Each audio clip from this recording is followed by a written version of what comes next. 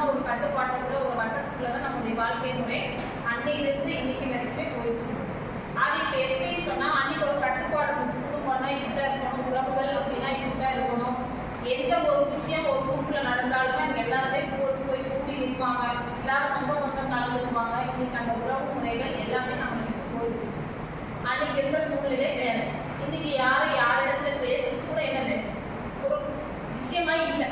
சரி, அவங்க வீட்டுக்குள்ள என்ன நடக்குதுன்னு கூட அந்த வீட்டுக்குள்ள இருக்கிறவங்களுக்கு யாருக்குமே தெரிய போறது கிடையாது. தெரியுது, வர்றாங்க போறாங்க. ஏன்னா இன்னைக்கு இருக்கிறது நாகரிகம் அப்படிங்கிற பேர்ல நம்முடைய பண்பாடு நம்மளுக்கு கொஞ்சம் கொஞ்சமாக மறைச்சு போயிடுச்சு. புரிஞ்சுதா? அந்த பண்பாடு ஏன் நம்மளுக்கு போயிடுச்சு, ஏன் நமக்கு அதை கடைபிடிக்கிறது இல்லை அப்படின்னு சொன்னா, நம்ம படித்தவர்களுடைய எண்ணிக்கை ஆயிடுச்சு.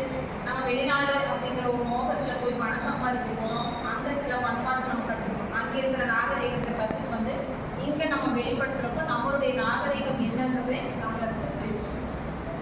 நாகரிகமே என்னன்னு தெரியாது, கலாச்சாரமே என்னன்னு தெரியாது, வாழ்க்கையில தொலைஞ்சு போனவங்க சிலரெல்லாம் இங்க வாழ்க்கையில சில கலாச்சாரத்தை கற்றுட்டு போறாங்க. இதுதான் வாழ்க்கையா, இதுதான் பண்பாடா, நம்ம இப்படிதான் இருக்கோமா அப்படிங்கிறத அவங்க தெரிஞ்சுட்டு போறாங்க. ஆனா நம்ம கிட்ட இருக்கிற கலாச்சாரத்தை நம்ம எதையுமே பயன்படுத்துறது கிடையாது.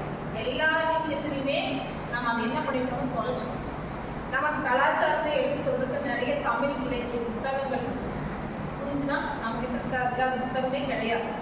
எல்லா விஷயத்துலையுமே நம்முடைய வாழ்க்கை தமிழ் அப்படின்னு சொன்னாலே நம்முடைய வாழ்க்கையுடைய அத்தனையுமே நமக்கு எடுத்து சொல்ற விஷயங்கள் தான்.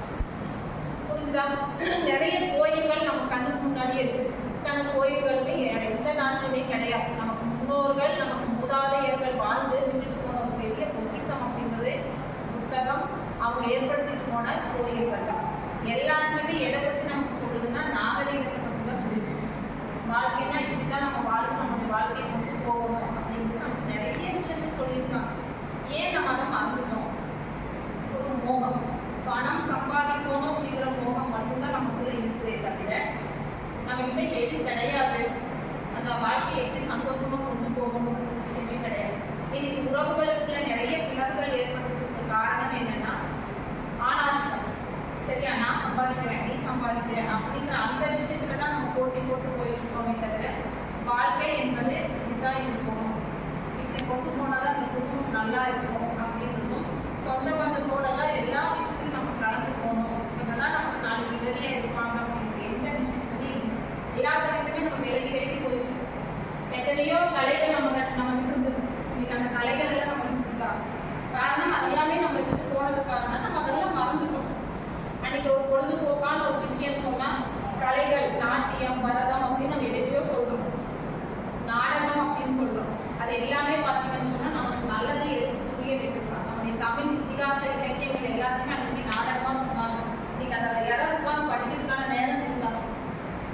இன்னைக்கு ஒரு சில விஷயத்தை கூட உட்காந்து பொறுமையா வீட்டில் பேசுற பழக்கங்களும் கிடையாது.